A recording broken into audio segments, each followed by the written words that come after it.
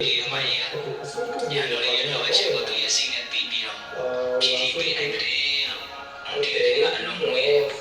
ဒါနဲ့အညကရရလေးတပါးက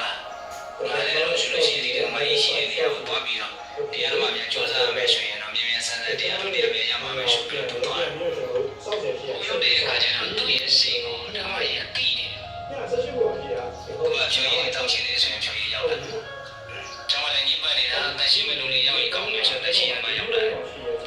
နောက်နေ့ဆုံးသွားဖို့အခီးပန်းလာတယ်ဆုံးလေးများလာပို့ရင်ကောင်းမယ်ဆိုဆုံးလာပို့လို့ရောက်တယ်အဲ့ဒါနဲ့ဒီဓမ္မကြီးတော့သူများစိတ်သိတယ်ဆိုတော့ဘယ်နဲ့တွေ့ရဆိုတော့ရောက်လာတဲ့အခါကျတော့သူကမေးကြည့်တဲ့အခါကျတော့ဓမ္မကြီးကဒီလိုတော့မပြောသူများစိတ်သိတယ်လို့လည်းဒီလိုပဲလုပ်ကြတာပဲဖြစ်တာကျုပ်ကသူများမေးတာမဟုတ်ဘူးဓမ္မကြီးကိုမေးတာဓမ္မကြီးသူများစိတ်သိတယ်လားဓမ္မမစိတ်ပဲကြောင့်မမေးသိမမေးလိုက်တာကိုမေးနေရတာလို့သူများစိတ်သိတယ်လို့လည်းဒီလိုပဲလုပ်ကြတာပဲဆိုတော့ဘုရားရှင်ဆိုတာတင်တော်တာကိုလုပ်ရရှိဆိုမတင်တော်တာကိုလည်းတွေးတာပဲလေတော့ငါတကယ်လို့မတင်တော်တာတွေတွေးနေခုလိုခေါ်နေတဲ့ကွာနောက်တစ်ခုလို